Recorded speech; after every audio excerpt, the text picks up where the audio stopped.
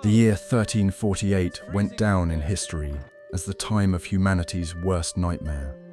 The streets of European cities were rapidly emptying due to the looming plague. But one place always remained packed to the brim. It was an ordinary medieval tavern. Today we're going to venture into this dirty, noisy and dangerous world. At first glance, this seems like a completely illogical thing to do.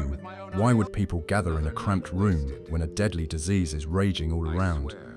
The answer lies in human psychology and the basic instinct for survival. The tavern wasn't just a place to drink questionable ale. It served as a substitute for the internet, television, and a therapist's office all at once. Most of us picture the tavern owner as a good-natured, portly figure from a fantasy story. In reality, he was a tough, calculating, and incredibly resilient businessman. He had to sleep just 3 hours a night, clutching a club. Competition in this market was fiercer than in today's IT sector. A single wrong decision could cost him not only his business, but also his head. But here's what's truly amazing about this ancient profession. The tavern owner combined the skills of a diplomat, a bouncer, a sommelier, and a spy. He knew all the city's secrets, but he knew how to keep his mouth shut. Modern bartenders often listen to customers' complaints about their hard work. In the Middle Ages, customers might accidentally let slip information about a planned coup d'etat. Surviving in 1348 was a difficult task, even for wealthy aristocrats. For the owner of a drinking establishment, this task was made dozens of times more difficult. Hundreds of potentially dangerous and contagious people passed through his establishment every day. A cough in those days didn't mean a mild cold, but a possible death sentence. Sounds like a terrible work environment, doesn't it? Now, we'll walk through all the trials of that long day, step by step. We'll see how logistical problems were solved long before refrigerators existed. We'll experience the real smells that would make a modern person faint. You'll understand why this profession was one of the most dangerous in the world. Hold on tight, we're opening the heavy oak doors of the tavern. It would have been around 4 in the morning if the innkeeper had a clock. In the 14th century, time was determined by the crowing of roosters and the ringing of church bells. The innkeeper woke up in a cold room directly above the common hall. No soft mattress or warm shower for a refreshing start to the day. He slept on a straw mattress that he had to share with fleas. But there is one very interesting historical detail here. Getting up early was not a sign of exceptional diligence or motivation. It was a harsh technological necessity of those difficult times. It took at least 2 hours to stoke the huge hearth and heat the water. In modern restaurants, all you have to do is press a button on the stove. But back then, everything started with flint and steel. After the fire was lit, the physically demanding work of cleaning the hall began.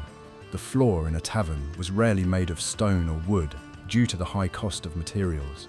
Most often, it was tightly packed earth, generously strewn with straw or reeds. Overnight, this straw absorbed spilled beer, vomit, and dog urine. A modern health inspector would shut down such an establishment in 5 seconds. Cleaning consisted of sweeping out the old straw and throwing down new straw. It sounds simple, but the weight of the dirty straw could reach several dozen kilograms. The owner would swing a heavy broom, using it as his morning cardio workout. My shoulders start to ache just thinking about that process. Roman soldiers built camps to build endurance, while innkeepers simply cleaned their bars. There was very little time left before opening, and there was still plenty to do. I had to check the security of the door bolts and count the cash in the stash. Medieval locks were complex mechanisms that required regular lubrication with animal fat. If the lock jammed in the evening, the tavern would become easy prey for street robbers. Security always came first in this harsh business. And now, the first rays of the sun are just touching the city's spires. The innkeeper sighs heavily, wiping the sweat from his forehead with a dirty leather apron. He approaches the heavy front door and slides the massive oak bolt aside. A new day of survival begins in a world where death always lurks just beyond the threshold. And already, the first morning customers are shifting from foot to foot on the threshold. Nowadays, we open an app and order groceries to be delivered to our door in half an hour. In 1348, logistics was more like planning a military operation. How could meat, fish, and ale be kept fresh without freezers? This question forced innkeepers to become the brilliant chemists and engineers of their time. They simply had no room for error when storing supplies. The main drink of the Middle Ages was water, but drinking it was deadly dangerous. Waste, animal carcasses, and the contents of chamber pots were dumped into city rivers. That's why everyone, from infants to the elderly, drank light, everyday ale. The fermentation and boiling process killed deadly bacteria, making the drink relatively safe. Modern scientists confirm light alcohol truly saved entire cities from instant extinction. But beer in those days went bad incredibly quickly due to the lack of hops. Hops began to be used on a large scale later, and in the 14th century, ale turned sour in 3 days. This meant that the innkeeper had to brew the drink almost non-stop. A huge cauldron boiled in the backyard around the clock, filling the street with the smell of malt. The tavern owner became a non-stop factory for producing safe hydration for the townspeople. The situation with meat was even more complicated and far more interesting. Without refrigerators, a pig carcass could rot in just a couple of warm days. That's why medieval people used a method of extreme salting and smoking. The meat was literally buried under a thick layer of salt, turning it into a solid rock. Before cooking, this chunk had to be soaked in water for hours to make it edible. Modern nutritionists would faint at the sight of such a high sodium intake. But it was precisely this salt that saved people from botulism and severe food poisoning. The tavern owner stored these salted blocks in the coolest place, a deep cellar. One had to descend there with a torch, risking suffocation from the accumulated underground gases. The cellar was essentially a huge earthen thermos, maintaining a stable temperature. Food was delivered to the tavern on ordinary creaking carts. On rainy days, the wheels would get stuck in the deep mud of the city's unpaved streets. The innkeeper often had to go out and help push the cart with the precious barrels. If a barrel of ale fell and broke, it was a real financial disaster. He had to work as a loader, a logistics manager, and a security guard for his own goods all at once. The entire system ran without a single glitch, thanks to strict discipline. The owner had to have a perfect memory for the food supplies in the cellar. No Excel spreadsheets, just intuition and constant visual monitoring. A miscalculation meant that a drunken crowd would be left without food in the evening. And a hungry and drunken medieval crowd is the worst thing that can happen to a business. A modern bartender might accidentally skimp on the sweet syrup in your cocktail. The worst that could happen to him is a bad review online. In 1348, serving substandard ale could land you at the pillory. Beverage quality control was a matter of survival for both customers and the proprietor. Laws regarding the purity of ale were enforced more strictly than many religious commandments. Special city officials, known as ale conners, regularly inspected taverns. Their testing methods may seem completely absurd to a modern audience. The official would arrive at the tavern wearing leather pants and pour a small amount of ale onto a wooden bench. He would then sit in the puddle and remain there for about half an hour. If his pants stuck to the bench, it meant the ale contained too much sugar and had not fermented properly. It sounds like a funny historical joke, but it was a completely real process. This strange method was used to check the density of the wort without the use of complex hydrometers. If the ale was deemed substandard, the innkeeper was fined a huge sum. In the worst case, he was forced to drink the spoiled beverage in front of the entire town square. The pillory was also a very popular disciplinary measure for businesses. That is precisely why a wise tavern owner would personally taste every new barrel. He had to make sure the drink hadn't gone sour or acquired a strange aftertaste. At the same time, drinking large quantities of ale was physically impossible for normal work. The owner would simply take a sip, assess the taste, and spit it out onto the floor. Modern wine tasters use exactly the same method, calling it professional. But this is where the most interesting part of the quality control system begins. Fraud involving the dilution of ale with water was a real scourge of the Middle Ages. Some unscrupulous innkeepers added river water directly to the barrels before serving. They risked infecting their customers with deadly intestinal infections for the sake of a pittance. Our honest innkeeper understood that such a dubious cost-cutting measure would quickly land him on the scaffold. Meat stew, or pottage, simmered on the fire for days, and sometimes even weeks. Cooks simply added new ingredients as the water boiled away. It was essentially an endless dish that was never taken off the heat. The high temperature prevented bacteria from multiplying, creating a safe and filling meal. Modern restaurants call this a slow-cooked soup, but back then it was the basis of survival.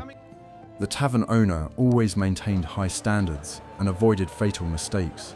He understood that his reputation was his only real capital in a medieval town. A single mass food poisoning incident could shut his establishment down for good. Therefore, his paranoia regarding quality was not a whim, but a business strategy. It was a brutal process of natural selection in the food service industry. Hollywood movies depict medieval taverns as cozy wooden halls bathed in romantic twilight. The reality smelled so bad that a modern person would start to choke the moment they stepped inside. There was no ventilation, and the chimneys were poorly designed and often clogged with soot. Smoke from the massive hearth spread throughout the room, seeping into clothes and hair. It was a veritable gas chamber filled with carbon monoxide and soot. But the smoke was merely the bass note in this complex symphony of smells. The main source of the aromas was the floor, covered with that very reed or straw. For months, food scraps, bones, and spilled ale had fallen beneath that straw. Rats, insects, and mold also thrived there, creating an incredibly toxic mixture. Modern biologists would call this floor the ideal breeding ground for bacteria. Added to this was the pungent smell of unwashed human bodies in thick woolen clothing. In 1348, people bathed extremely rarely, believing that frequent washing was harmful to health. Doctors of the time claimed that water opened the pores to the entry of evil diseases. Therefore, patrons reeked of sweat, horse manure, and cheap lard. In the crowded hall, this smell became as thick as a brick wall.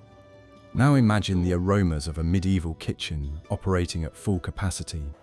The smell of meat roasting on a spit mingled with the stench of burnt animal fat.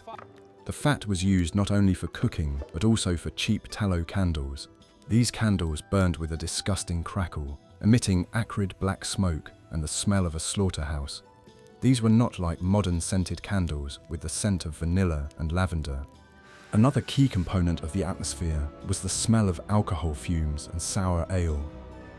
The innkeeper's clothes always smelled of malt, yeast, and old oak barrels. This sour aroma had seeped into the very wood of the establishment's walls and tables. The tavern was filled with a constant scent of fermentation that no draft could ever air out. It sounds disgusting, but for people of that time, it was the smell of comfort. The human nose has an amazing ability to adapt quickly and block out odors. After just 10 minutes in such a room, visitors stopped noticing the stench. Their receptors became overloaded and simply shut off the signal to the brain about the bad smell. Modern neuroscientists call this olfactory fatigue, and it saved the mental health of medieval people. Otherwise, they would have simply gone mad from the unsanitary conditions surrounding them. For the innkeeper, these smells were the natural backdrop to his daily hard labor. He didn't wrinkle his nose or complain about the harsh working conditions. In a world where slop rotted in the streets, his tavern smelled of roasted meat and money, and the smell of money, in all times and ages, overpowered any other unpleasant odors. It was a place of life, energy, and a warm heart in a cold, gloomy city. Modern establishments often cater to a specific target audience: hipsters, business people, or students. A medieval tavern was a veritable melting pot where all strata of society mingled. Peasants, city artisans, and mercenaries could all sit at the same long oak table. Here, many social boundaries that were unshakable outside the tavern's walls were blurred. It was the only truly democratic institution of the 14th century. Peasants came here after a hard day at the market to spend some of their earnings. They drank cheap ale and argued loudly about the prices of grain and manure. For them, the tavern was a rare opportunity to relax and forget about their backbreaking labor. The innkeeper loved such customers. They were predictable, didn't demand anything fancy, and paid in copper coins. They rarely started knife fights, preferring to settle conflicts with a simple fist fight. Merchants were a completely different class of patrons, with special demands. They ordered wine instead of ale and demanded roasted meat rather than cheap soup. The innkeeper always seated them closer to the hearth, where it was warmer and brighter. These people brought silver and valuable connections that were vital to the business. The innkeeper had to please them by demonstrating the wonders of medieval service. Mercenaries were the most troublesome and unpredictable part of any tavern's clientele. They returned from military campaigns with bulging purses and shattered psyches. Modern psychologists would call their behavior classic post-traumatic stress disorder. A sudden loud noise could make them draw their swords and start hacking at the furniture. The tavern owner always kept a club handy when these fellows appeared in the hall. No less interesting a group were the wandering monks and lower-ranking priests. Despite strict church prohibitions, they often stopped by taverns for a pint of ale. The church condemned drunkenness, but water was too dangerous an alternative for the health of the Holy Fathers. Monks often became the best storytellers, gathering crowds of grateful listeners around them. They brought stories from distant monasteries, serving as entertainment for the patrons in place of television. But it was precisely this mix of different people that made the business so profitable and sustainable. If peasants grew poor due to crop failures, the tavern survived on passing merchants. If merchants were afraid to travel because of bandits, local artisans provided the revenue. It was the ideal risk diversification that modern financial analysts would envy. A smart innkeeper never relied on just one category of patrons. By evening, this social mix began to bubble, fueled by liters of cheap alcohol. Different classes, languages, and cultures clashed in a cramped, smoke-filled space. The owner stood behind his bar, surveying the room with the gaze of a seasoned commander. He knew exactly when to intervene and when it was better to simply step aside. This skill of controlling chaos was his main professional secret. We're used to getting news instantly through short notifications on our smartphones. In the Middle Ages, information spread at the speed of a person walking or a horse galloping. The tavern served as the main information hub of any town or village. It was the physical prototype of the modern internet, only with real ale instead of likes. This is where public opinion was formed, and the most incredible rumors were born. Merchants and travelers served as living news feeds for the locals. They told stories about wars, fabric prices in the neighboring county, and royal decrees. People were willing to listen for hours to tales of monsters at the edge of the world. Information was so highly valued that a good storyteller was often treated to free drinks. The tavern owner deliberately encouraged such conversations to keep customers in the establishment longer. But this internet had a huge problem with the reliability of the information being passed along. News retold by 5 drunk peasants would become distorted beyond recognition. A minor skirmish at the border would turn into a full-scale invasion by an army of demons by evening. Modern sociologists call this the broken telephone effect in closed social groups.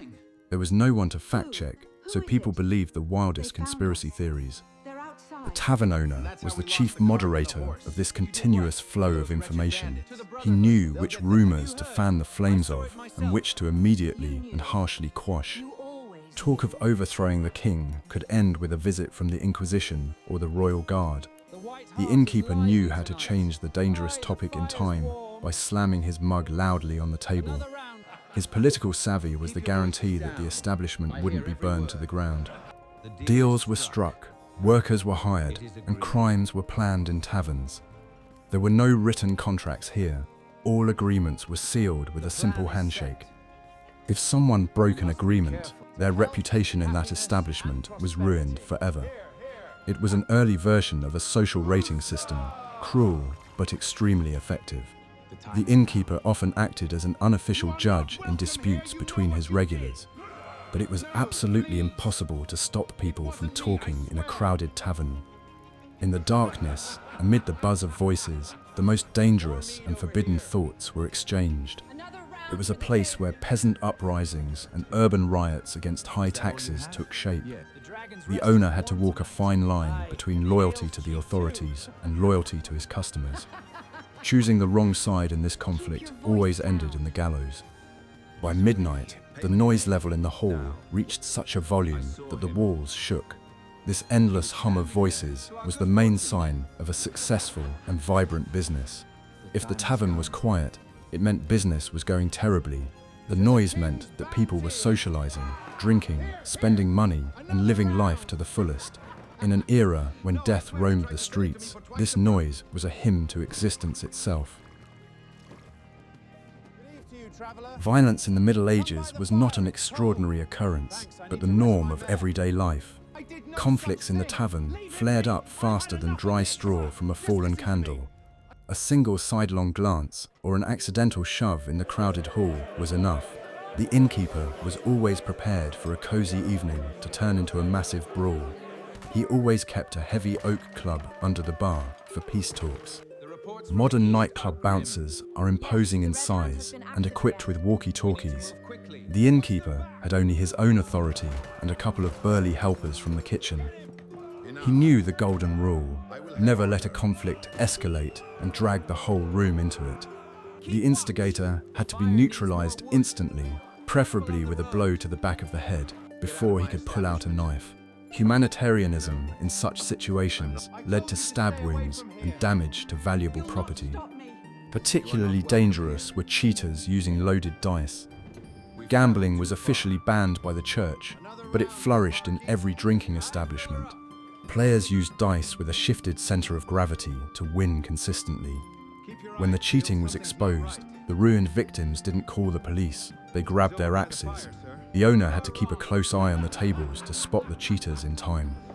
But there is one interesting economic paradox here that is rarely mentioned. It was in the innkeeper's best interest to allow gambling, as it kept people in the establishment. In the heat of the moment, gamblers ordered 3 times as much ale as regular patrons. This forced the owner to turn a blind eye to petty cheating for the sake of high profits. The main thing was that the loser left quietly and the winner generously paid the tab. Women of easy virtue often sparked the bloodiest clashes. Driven by their attention, drunken mercenaries would stage duels right in the middle of the dining hall. The innkeeper tried to turn such ladies away so as not to provoke armed conflicts between hot-headed men. However, some owners took a cut of their earnings, risking their reputation and the safety of their business. Greed often trumped common sense in the harsh realities of the medieval economy. Interestingly, the city guard rarely intervened in fights inside taverns. They preferred to wait until the brawlers stumbled out onto the street on their own, and only then did they arrest them. The guards were just ordinary people who didn't want to get hit in the face with a mug in the dark. Therefore, the establishment's security fell entirely on the broad shoulders of the owner himself. It was a private security firm in the form of one tired but very angry man. Surprisingly, after a good fight, the atmosphere in the tavern often became friendlier. Having vented their aggression, people returned to their mugs and continued drinking as if nothing had happened. The adrenaline subsided, and yesterday's enemies could peacefully fall asleep under the same table. It was a wild, primitive form of psychological release for a society living under constant stress, and the tavern owner was the permanent conductor of this brutal theatre.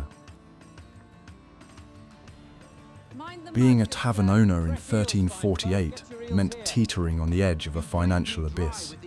The tax system of the time was convoluted, brutal, and utterly unpredictable. The innkeeper paid taxes to the city, the church, the guilds, and personally to the local feudal lord. Often, taxes were collected not in money but in kind, which created accounting problems. If you couldn't pay, your establishment was simply confiscated by armed men with halberds. The cost of producing ale was subject to wild fluctuations due to the weather. A single poor grain harvest could drive up malt prices 5 or 6 times over the course of a month.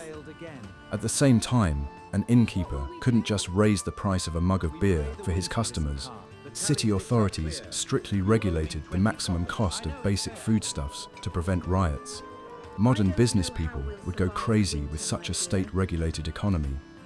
Purchase prices rose, selling prices remained fixed, and profits tended towards zero. How did these people manage not only to survive, but sometimes even to get rich? The answer is simple. They were masters of hidden savings and legal fraud. The innkeeper might slightly reduce the volume of the wooden mugs by making the walls thicker and more solid. Visually, the serving seemed enormous, but in reality, the customer was shortchanged by about 10% of the drink. Tavern keepers also masterfully manipulated food scraps, reducing waste to absolutely nothing. Yesterday's stale bread was turned into a thickener for cheap onion soup. The need to keep a huge supply of cash made the innkeeper vulnerable to robbery. The tavern had no safes with combination locks or surveillance cameras. The owner hid his silver in the most unexpected places, under floorboards, in barrels of ash, or even in a mattress. He slept with one eye open, knowing he could be killed for a handful of dirty coins. Trust was an unaffordable luxury that could cost the entire family their lives. Interestingly, a successful tavern often became a family business, passed down through the generations. The innkeeper's wife usually ran the kitchen, while the children worked as servers and cleaners. This allowed them to save on hiring outside staff and keep the money within the family. Hired workers often stole food and drink, so one could trust only one's own relatives. A family business was the most reliable corporate structure of that harsh era. By the end of a hard year, if the tavern hadn't burnt down or gone bankrupt, the owner could consider himself a winner. He earned enough to buy himself some new warm clothes and a piece of good cheese. His wealth was measured not by numbers in an account, but by a full cellar and an intact roof. It was a brutal, honest, and utterly transparent economy of physical labor, but in 1348, all economic rules were destroyed by a single invisible enemy. The year 1348 forever changed the history of Europe, bringing with it the greatest catastrophe. The Black Death, or bubonic plague, spread along trade routes with the speed of a wildfire. People, in a panic, did not understand how the disease was transmitted and sought refuge in familiar places. And, ironically, one of those places was the local tavern. It was a fatal mistake that cost the lives of millions of people across the continent. Modern epidemiologists, upon seeing a medieval tavern, would immediately declare a quarantine. It was the perfect place for the spread of any infectious disease. Dozens of people gathered in a cramped, enclosed space, breathing heavily in the smoke-filled air. They drank from the same cups, shouted right in each other's faces, and slept in a heap on the floor. It would have been impossible to create a better incubator for bacteria, even in a secret laboratory. The main carriers of the plague were fleas living on infected black rats, and the rats felt right at home in the taverns, thanks to the abundance of food scraps. They hid in the straw on the floor, in sacks of grain, and among old oak barrels. When the rats died from the disease, the hungry fleas jumped onto the nearest warm-blooded creatures, people, and the tavern's patrons became ideal targets for these deadly insects. The tavern owner was right in the middle of this epidemiological storm. He came into contact with hundreds of coins covered in dirt and the sweat of infected people. He cleared away dirty dishes and stepped over the sick, whom he mistook for ordinary drunks. His chances of becoming infected were dozens of times higher than those of an ordinary peasant sitting in a field. The profession of innkeeper suddenly became one of the deadliest in the world. The most frightening thing was that people were unaware of the danger emanating from the tavern. Doctors advised drinking more ale and fumigating the rooms with herbal smoke to drive away the poisonous miasmas. People came to the tavern for treatment, hoping that strong alcohol would kill the infection inside them. They sat by the fire, coughing up blood and infecting dozens of healthy table-mates. Medical ignorance turned these establishments into death factories. Many establishments simply died out, along with their owners, and remained abandoned for years. Their doors slammed in the wind, and unwanted ale soured in the cellars. Those who survived, thanks to genetic luck or natural immunity, became monopolists. After the pandemic ended, The surviving innkeepers suddenly found they could charge whatever prices they wanted. A severe shortage of labor and establishments led to a sharp rise in wages and profits. The Black Death revealed just how fragile 14th century civilization was. The tavern, once the center of life and joy, temporarily turned into a deadly trap. But even this catastrophe could not destroy the human need to gather around a warm hearth. As soon as the plague receded, the survivors flocked back to the oak tables for a sip of fresh ale. The instinct to socialize proved stronger than the fear of a painful death. As the sun sank behind the city walls, the tavern underwent its greatest transformation. The hall was so packed with people that not even a dagger's blade could be slipped between them. The heat from the blazing hearth and dozens of human bodies became absolutely unbearable. The air was so thick with smoke and sweat that you could cut it with a knife. It was a medieval rush hour, merciless, loud, and overflowing with primal energy. The lighting created an atmosphere that modern directors try to recreate for millions of dollars. The uneven light from the hearth plucked the tired, dirty, but living faces of the visitors out of the darkness. Tallow candles cast eerie, flickering shadows on the soot-stained wooden walls of the hall. In this twilight, people seemed like fairy tale characters, hiding their true intentions and secrets. Sight receded into the background, giving way to hearing and smell.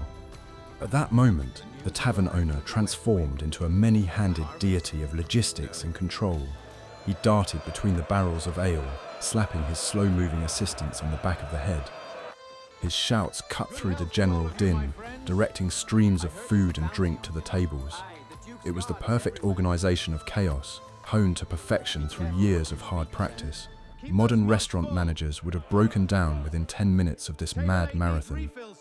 Speed of service was a vital metric for the establishment's success. Drunk customers were not known for their patience and might start smashing furniture due to long waits. That's why the ale was poured into huge jugs in advance and simply carried around the dining room non-stop.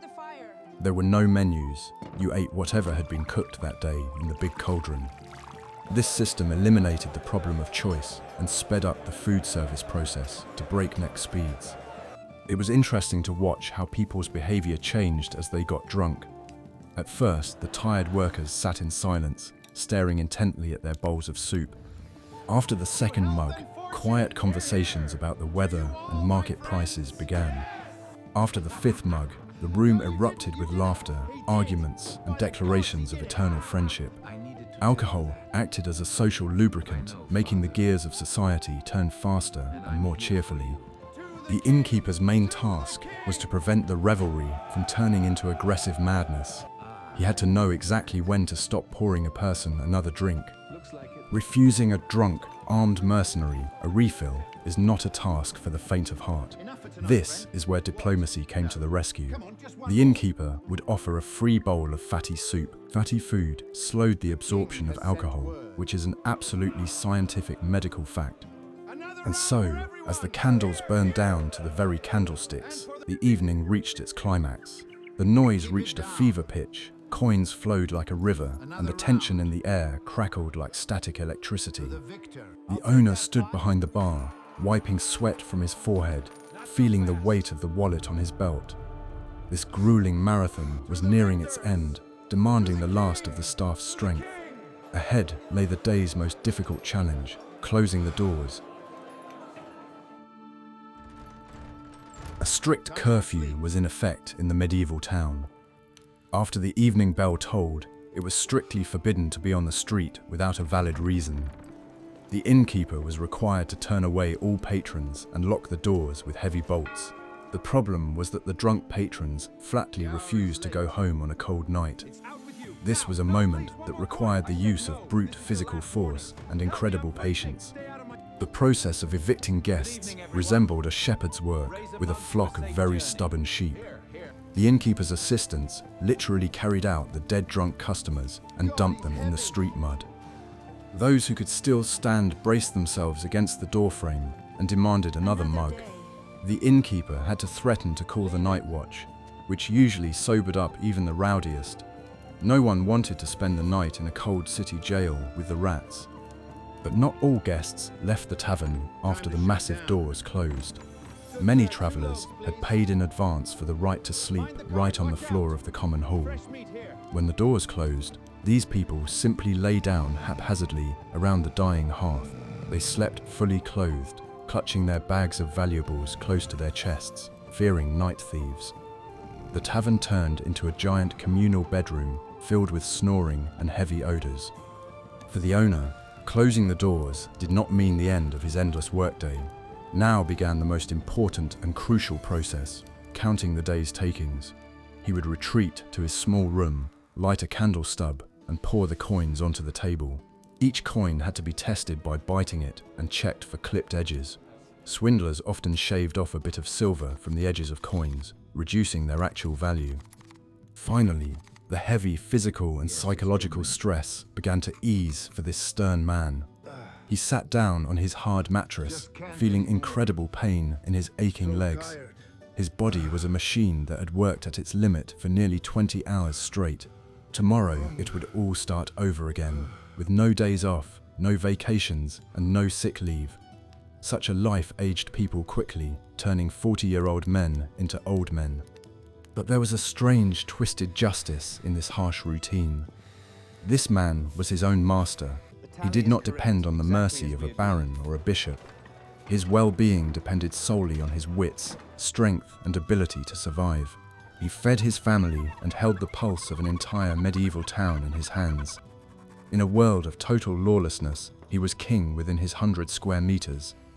Blowing out the last candle, he sank into a restless but well-deserved sleep. The noise in the hall died down, interrupted only by the crackling of coals and the snoring of customers sleeping on the floor. The tavern fell asleep, only to wake up a few hours later before dawn and begin a new cycle. It was a brutal, dirty, yet incredibly vibrant world, full of genuine human energy. And we quietly closed the door behind us, leaving this hero of history to rest. The food in the tavern wasn't limited to just endless soup made from questionable meat. There was a whole industry of medieval street food that strikingly resembles modern fast food concepts. Meat pies were the top seller among merchants and couriers who were always in a hurry. They were convenient to eat on the go without getting your hands dirty in greasy sauce. It was the perfect snack, wrapped in an edible pastry shell. However, these pies were linked to the most terrifying gastronomic phobia of the Middle Ages. The filling of heavily peppered meat could hide absolutely anything from cats to rats. Authorities regularly conducted raids to catch unscrupulous cooks using spoiled meat. Pepper was used generously to mask the smell of rotten meat, deceiving the taste buds of hungry and drunk patrons. Therefore, experienced travelers bought pies only from innkeepers they knew personally. Surprisingly, taverns even served early versions of modern French fries. Of course, potatoes hadn't yet been brought over from America, so they used fried parsnips or turnips. The root vegetables were cut into long strips and tossed into boiling animal fat until golden brown. This dish was generously sprinkled with coarse salt to stimulate the customer's thirst. The more salt you ate, the more ale you would order from the innkeeper. Another popular dish was huge fried sausages made from pork intestines and blood. They were incredibly cheap to produce, as they used offal that butchers would otherwise throw away. Blood sausage provided a tremendous amount of energy necessary for hard physical labor in the cold. This dish looked as unappealing as possible, but the taste was quite tolerable. Modern expensive restaurants call this authentic farm cuisine, but back then it was the food of the poor. A smart innkeeper always knew how to use food to control his customers' behavior. Oversalted cabbage made them drink, and fatty broth helped them sober up quickly before closing time. Gastronomy was not an art, but a harsh tool for manipulating human needs. In this world, there were no Michelin stars, but there was honest food for tough people.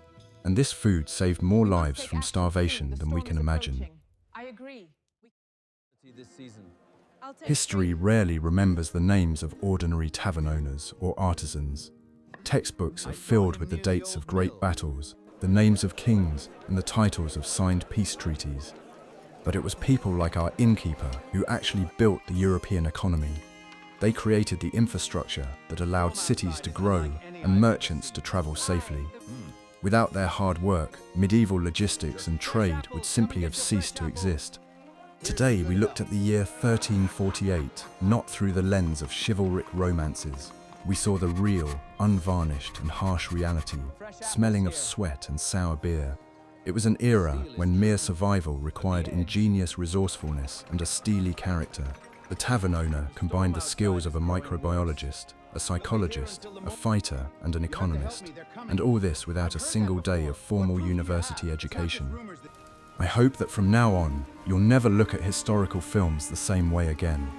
You'll notice the absence of a range hood over the stove and the floors that are too clean in the frame. You'll realize that the extras' pearly white teeth are the greatest deception of Hollywood directors. Knowing real history makes the world much more interesting, richer, and more honest. The truth always turns out to be more thrilling than any beautiful made-up fairy tale. Every mug of ale back then was a small victory over the harsh elements. Every penny earned was the result of grueling physical labor and immense risk. This compels us to hold the people of that distant dark era in the highest regard. They survived in unbearable conditions so that we could sit in warm apartments today. We stand on the shoulders of these nameless giants who wiped tables with dirty rags. And so our journey into the harsh world of a medieval tavern has come to an end. We survived in this smoky hall, dodged flying mugs, and didn't catch the plague. History is full of hidden secrets, just waiting to be uncovered. Stay curious, ask questions, and never believe the glossy images of the past. See you soon for new journeys into the darkest and most fascinating corners of human history.